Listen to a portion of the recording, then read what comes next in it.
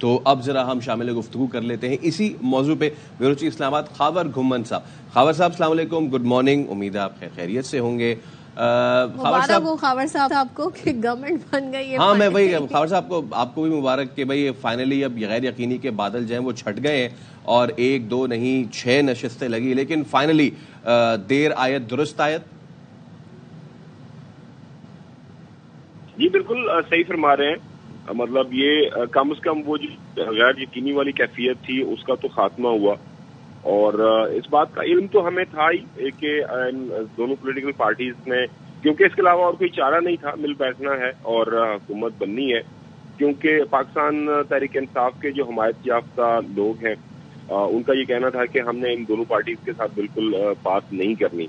تو وہ جو ایک عددی اکثریت جو چاہیے 169 کا جو ایک میجیکل فگر ہے, اس کے لیے ضروری تھا کہ وہ پولیٹیکل پارٹیز جن کے پاس یہ نمبر گیم ہے وہ مل بیٹھیں اور حکومت بنائیں.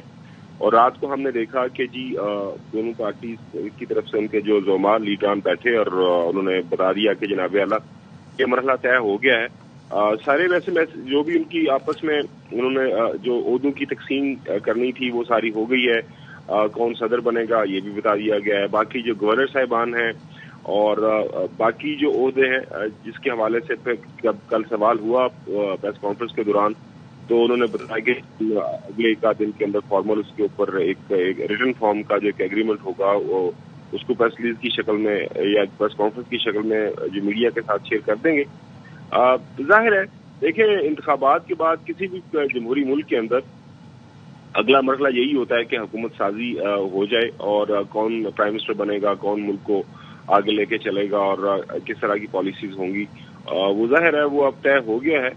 اچھے کی امید رکھنی چاہیے, لیکن ظاہر ہے اس کے اوپر جو ایک سب سے اہم سوال جو اٹھایا جا رہا ہے تمام اطراف سے وہ یہی ہے کہ یہ تسلسل ہے پی ڈی ایم کی حکومت جو 16-18 مہینے چلی تھی.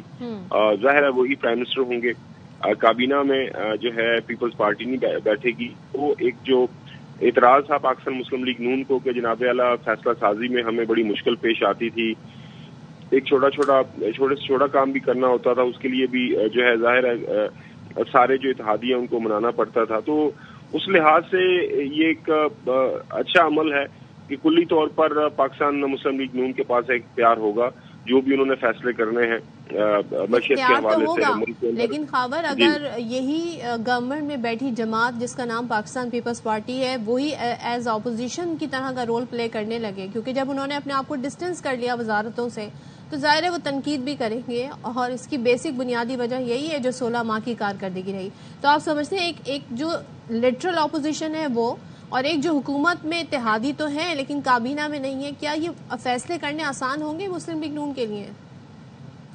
دیکھیں جی ایک تو طے ہے کہ جو بھی فیصلہ ہونا ہے اس کے لیے بے شک پاکستان پیپلز پارٹی تنقید ضرور کرے, لیکن ایسا نہیں ہو سکتا کہ وہ ووٹ نہ کرے. فار ایگزامپل سب سے اہم جو قانون سازی کا عمل جو ہے سالانہ طور پر ہوتا ہے وہ بجٹ کا عمل ہوتا ہے. بجٹ کے اوپر ووٹ کرنا ہوتا ہے, اور بجٹ کا اگر ووٹ نہ ہو جائے تو جو حکومت وقت ہوتی ہے وہ گر جاتی ہے, کیونکہ اس کے بغیر آپ ظاہر ملک آگے نہیں بڑھتا. تو رات میں دیکھ رہا تھا ہمارے ہی ٹیلی ویژن چینل کے اوپر ناصر شاہ صاحب موجود تھے, ان سے جب یہ سوال کیا جی یہ چیز طے ہے کہ ہم حکومت میں تو نہیں بیٹھے لیکن اس میں کوئی دو رائے نہیں ہے کہ ہم ایسا نہیں ہو سکتا کہ جی حکومت کو کسی موقع کے اوپر ہمارے ووٹ کی ضرورت پڑے جو کہ ظاہر ہے پڑے گی اور یہ لوگ حکومتی بینچز کے اوپر بیٹھیں گے تو جناب اعلیٰ ہم ہر روز یہ کہیں گے کہ ہم اپوزیشن کی طرف جا رہے ہیں, ایسا ناممکن ہوگا. آپ نے رات کو دیکھ لیا کہ ظاہر ہے صدر پاکستان جو ہیں اس کے امیدوار جو ہے سابق صدر آصف علی زرداری صاحب ہوں گے, اور باقی بھی جو عہدے ہیں اسپیکر اسمبلی اور چیئرمین سینٹ گورنر صاحبان 4 صوبوں. لیکن فائنلی خاور صاحب بات یہ ہے کہ اب ایٹ لیسٹ ہم اس پوزیشن پہ تو آئے نا کہ اب ہمیں اندازہ ہو رہا ہے کہ جی کس کے پاس کیا چیز جا رہی ہے, وچ از جو انسرٹنٹی ختم ہوئی ہے. بہت شکریہ خاور گھمن صاحب ہمارے ساتھ موجود تھے.